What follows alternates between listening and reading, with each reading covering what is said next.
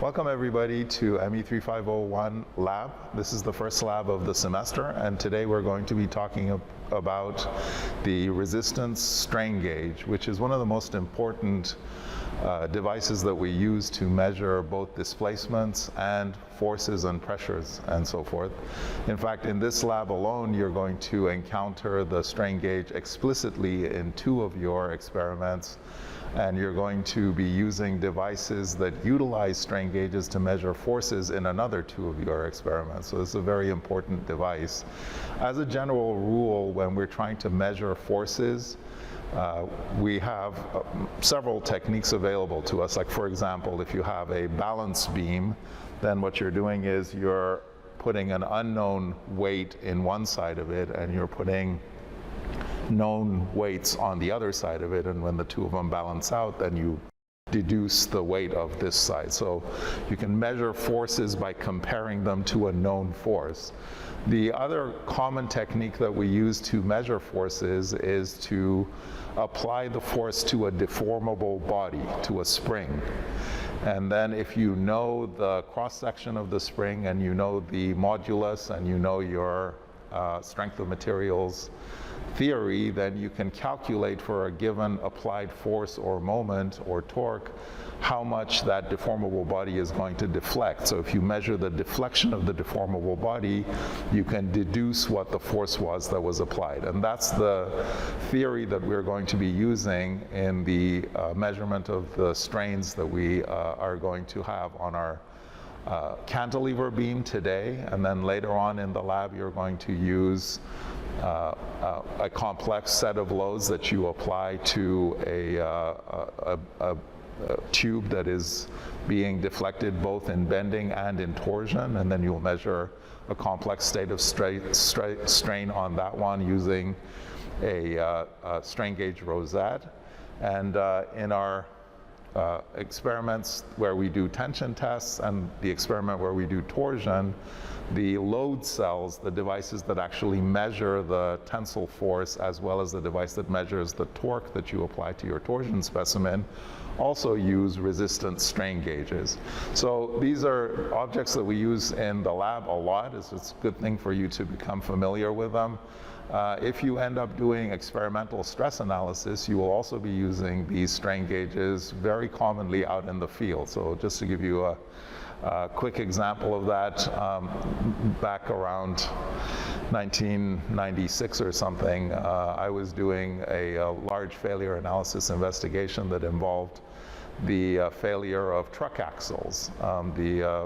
One of the largest manufacturers of tractor trailers in the United States, called Utility Trailer, had just switched the suspension on their trailers from a standard leaf spring to what was called an air ride suspension, where essentially instead of the spring you have a gigantic rubber balloon that you put in there as your spring between your wheels and your chassis. And the advantage of the air ride is that because the rubber balloon compresses a long way compared to the relatively stiff leaf spring, you get a softer ride. So your objects which are fragile, if they're in the back of the truck, if you go over a pothole, they don't shatter. So that was the reason that they switched to this air ride. Plus it's an adjustable stiffness. You can, by changing the air pressure inside that rubber balloon, you can get a stiffer ride or a softer ride. So it's got a lot of advantages. The disadvantages of the air ride are that if you have a more compliant spring, that means when you go over a pothole, your wheels move more. And so as a result of that change, there were some unanticipated problems. Namely, there was fatigue failures of their truck axles. And you don't want to be traveling down the freeway and a truck axle breaks and you have a dually traveling down the freeway at 70 miles an hour hitting cars. So we were doing an analysis of why it was that those truck axles were failing. And in order to get real world data, you can do all the modeling that you like, but unless you have high quality data about what forces the axle is actually encountering, your analysis is not worth very much. So as part of our attempt to get real life data for what stresses those truck axles were experiencing in the field, we instrumented the truck axles and the suspension with strain gauges of just the exact type that I'm going to be talking to you about today. And then you put a data acquisition system on board the truck and you drive it down the freeway, and then you pick up all of the different kinds of loads that the axle encounters, just from regular road roughness to occasional potholes to curbing loads. If you hit a sidewalk or something like that, braking loads, all of those things get captured in that real world data. So these strain gauges get used all the time. Now, how do these strain gauges work? If you take a look at just a straight piece of wire that has length L and cross-sectional area A, hopefully you remember from your physics or from your electricity and magnetism or a circuits class, that the resistance of this little piece of conductive wire is proportional to the length and inversely proportional to the area. In other words, if I make this thing longer and thinner, then the resistance will increase because the length gets bigger and the area gets smaller. If I make it shorter and fatter, then the resistance will drop. So if I take a little piece of plastic over here and I put a piece of wire on that that winds backwards and forwards like this in a particular direction, this object now is quite sensitive in terms of the resistance of the device, is quite sensitive to deformations in this direction. Because if I stretch it this way, then all of those little wire segments are getting longer and thinner. But it's quite insensitive to deformations in this direction, because if I stretch it this way, all that happens is essentially the loop opens up like this, which is very small effect on the resistance. So this is a highly specific device as far as the directionality goes for measuring the deformation of the underlying material. So what we do is we take a little piece of plastic that has these wires bonded to it, and we glue that onto the surface of our material, and that's your strain gauge. And then you take leads and you attach those leads to these two pads, and then by measuring the change in resistance of the wires, you can measure the deformation of the underlying material. And there is a quantity called a gauge factor that is associated with each one of these pads, which is related to the design of the specific strain gauge, which tells you for a given change in the length per original length, this is the engineering strain, change in length per original length.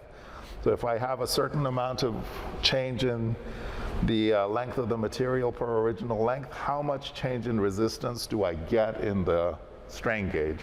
And these gauge factors typically are around 1, 2, depends on the design of the strain gauge. In this lab, most of our gauge factors are somewhere around 2. And when you buy a package of strain gauges, it comes with a little calibration sheet that tells you exactly what that gauge factor is. So now I have this gauge factor. I want to measure the change in the resistance of my strain gauge so that I can figure out how much my material stretched, right? In other words, if I figure out the change in the resistance, and then I take this object over here and divide it by the gauge factor, that gives me the strain, which is what I'm looking for. Now, one thing you could do is I could just have a inline element like this, which is in tension, put my strain gauge on there, I put a load on it, and then I measure the change in resistance over here. If you do that, you're going to have a very small change in resistance, because most materials that you would be mounting this strain gauge to, including metals and ceramics, have very small elastic ranges, right? So if you remember from your strength of material, if you take a piece of steel and you apply loads to it, the strain that you can go to before you start getting plastic deformation is only like 0.5% or so. So if I have 0.5% of stretch on this thing, then I'm going to get 0.5% or maybe 1% change in the resistance. And and that's going all the way to the plastic limit, to the yield strength. If I have a smaller deformation, which is what you typically have during normal loads that are applied to a structural member, then you'd have even less than that. So let's say I have 0.1% strain, which is a typical elastic strain. That's actually a fairly large elastic strain for most structural members that are made out of metals. And if I have a 0.1% strain, and this is in tension, then if my original resistance was 100, if my gauge factor is 2, then if I have a 1.1% strain, then my change in resistance is going to be 0.2 ohms, right? Gauge factor of 2 times 0.1 ohms. And so my total resistance is going to be 100.2 ohms. Now, if I'm just measuring this resistance straight with an ohm meter, that poses a problem for me, right? Because what that means is I now have already 4 digits in my resistance over here. And if I want to measure this change accurately, like let's say to 1 part in 100, that means I would have to have 6 significant figures of accuracy on my ohm meter to measure this change to 3 digits, right? And it's extraordinarily difficult to make an ohm meter that is that stable and that accurate to 6 digits.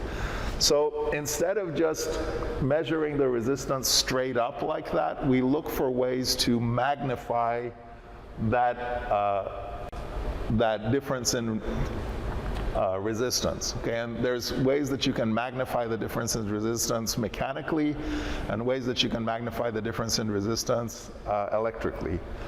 Mechanically, what we want to do is, if for the same force, we want to generate a larger displacement in the material, and that will give us a bigger signal to measure. So in the load cells on our testing machines, what you will see is that inside the load cell, they don't have just a straight tensile member. They'll have a beam that is bent like this with strain gauges on the top and the bottom. And then essentially when you apply the same load, this thing is just going to stretch directly in tension. But here you have a bending moment that has a mechanical advantage basically of this cross-section divided by that length, right? So the bending moment in this object over here is going to be bigger by this divided by that ratio. And so you're going to get a much bigger displacement or strain on these 2 strain gauges that you put on the top and the bottom of the beam than you would have gotten on a straight tensile member. So typically in load cells, you'll find arrangements like this designed to create a larger strain signal per load than you would get in a straight member. The way that you can magnify this difference electrically is by using something called a Wheatstone bridge. And this is implemented in all of the strain gauge readouts that we use in this lab. And essentially what a Wheatstone bridge is that you have this diamond-shaped arrangement of 4 resistances, all of which are supposed to be nominally the same. So if your resistance strain gauge has a standard undeformed resistance of 100 ohms, then your resistances over here are also going to be 100 ohms. And then you apply a DC voltage using a battery or else a DC power supply to the top and bottom of this diamond shape, and you read out a voltage across these 2 nodes over here. So if these resistances are all exactly identical, then the voltage drop across this and across that is exactly the same. Here and here, those voltage drops are exactly the same. So when I read the voltage across these 2 points, I should get 0, right? So if these are all exactly identical, I'll get 0. So now, if you put your resistance strain gauge as one of these 4 resistors, now I have a single active resistance over here, and the other 3 are dummies. This is called a quarter bridge configuration. And now I deform my object, and the resistance of this one varies a little. When the resistance of this one varies, that means this voltage goes up or down a little bit, right? If I make this resistance a little bit larger, then the voltage drop here will be bigger than that voltage drop, and this side will go down. relative to that side as far as the voltage is concerned. If I make this resistance smaller, then the voltage drop here will be smaller relative to that one, and this voltage will go up relative to that one. So now, the nice thing about that is that instead of trying to read the change in resistance directly, starting from a large value on which this change in resistance is a small perturbation, which requires you to have a lot of significant figures on your readout. Instead, you're starting on this voltage reading over here from 0. And even if you have a really tiny change in the voltage, well, you can just increase the gain on your voltmeter and you pick up just the difference, not the difference plus some big starting value. Since you're starting from 0, it's a lot easier to read that. So that's the whole point of this Wheatstone bridge. Now, in this particular experiment, what we're going to be doing is we're going to be setting up 2 different setups, and they have advantages and disadvantages. The simplest setup you can use is what's called a quarter bridge, where you have 3 dummy resistors and 1 active resistance. And this is the setup that is used most of the time when you're trying to get the largest number of data channels out of your data acquisition system, because it just requires a single reading over here to give you the strain. If you have more than 1 active resistor, active gauge over here in your Wheatstone bridge, that increases the sensitivity of the system, and it helps you reject certain kinds of systematic error at the cost of greater complication and greater electronic overhead in your devices. So one alternative to this quarter bridge, which is not super duper sensitive, but which is very simple and efficient as far as the usage of the electronics, is a half bridge, where you have, in our case, what we're going to be doing is our cantilever beam over here is fixed on one end, and then we are going to be applying an end load to the cantilever beam, and then we're going to try to measure the strains at the top and bottom of the beam, and we'll put 1 strain gauge at the top very near the support over here. If I just use this 1 strain gauge, then in this configuration, then that's going to have the sensitivity of this single gauge setup. That's the quarter bridge setup.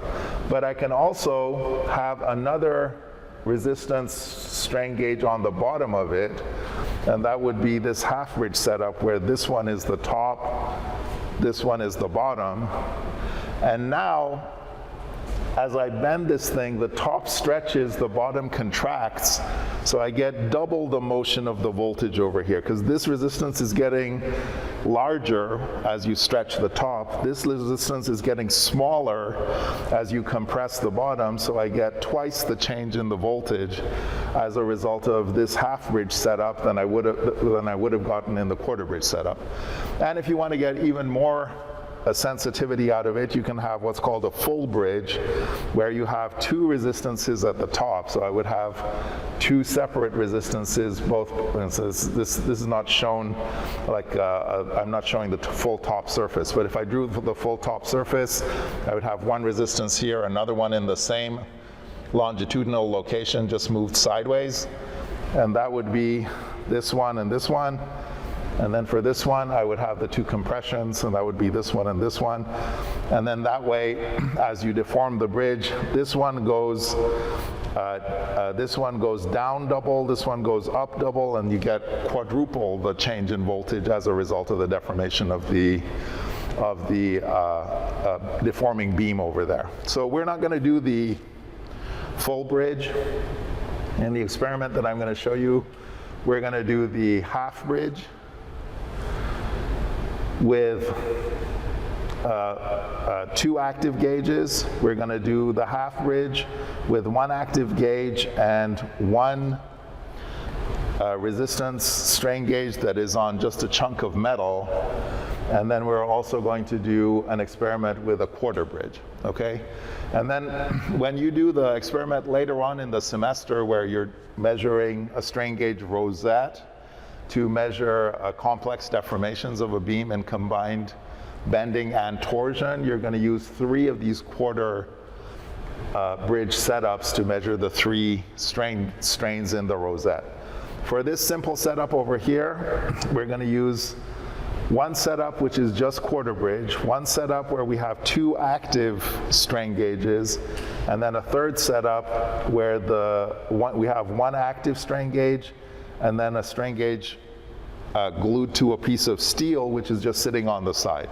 Now the advantages of this quarter bridge and the half bridge with the 2 active gauges by now should be obvious to you, right? So this is twice as sensitive, so you get a more accurate measurement of your strain.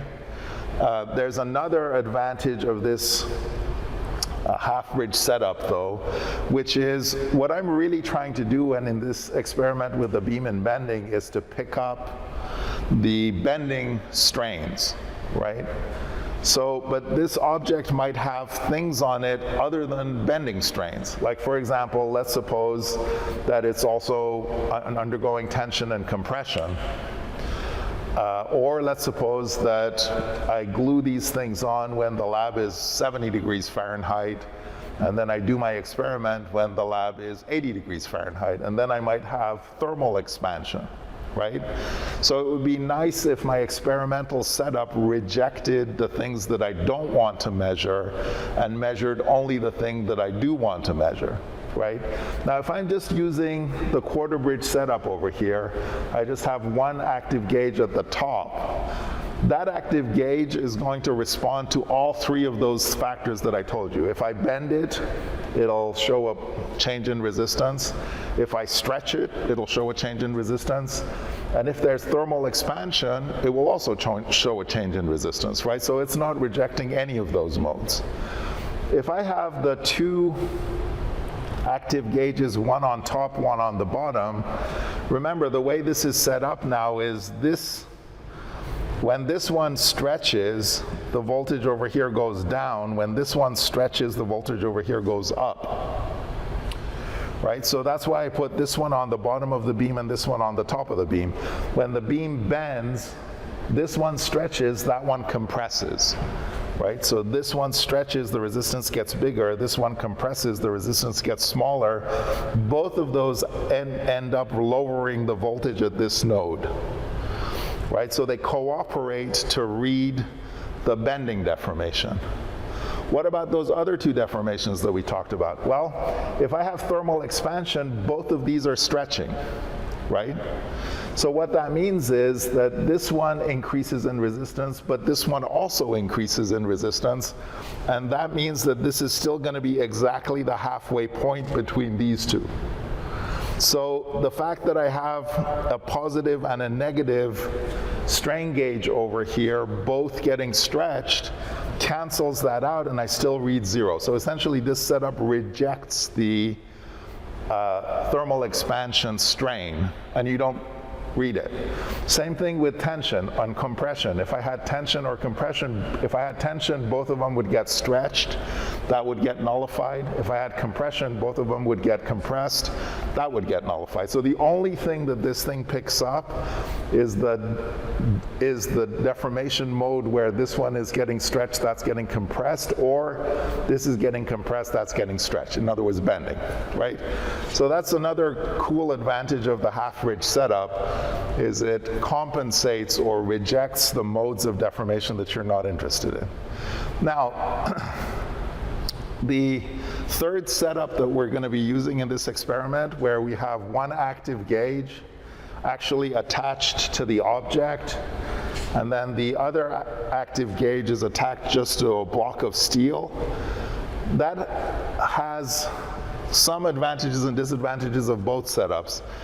It has the advantage that it rejects thermal expansion, because presuming that you glued this onto your beam at the same time that you glued the other strain gauge onto your little block of floating steel, if this one expands thermally, this one will also expand thermally, and you get the same. If I put them in this configuration over here, the thermal expansion will get nulled out. However, since I only have one of my two gauges actually attached to the object, the sensitivity of the reading is just a quarter bridge sensitivity. So in the one where we have one on the beam and one just sitting on a dummy block, you get the same readout sensitivity as the quarter bridge, but the thing that you gain for your added complication is you will now not have to factor in the thermal expansion, which in this particular lab is not a big deal because we're operating at room temperature anyway. But if you were instrumenting the device for travel across roads, let's say, and you put the strain gauges on in the garage of your laboratory, and then you're traveling to Minnesota and you're traveling to Arizona, then compensating for the thermal expansion is a valuable thing potentially. In most cases, if you're interested in automatically rejecting thermal expansion, though, you would do a full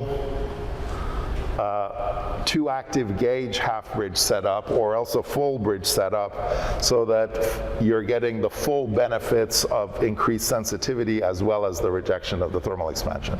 Okay, so that's enough talk about strain gauges.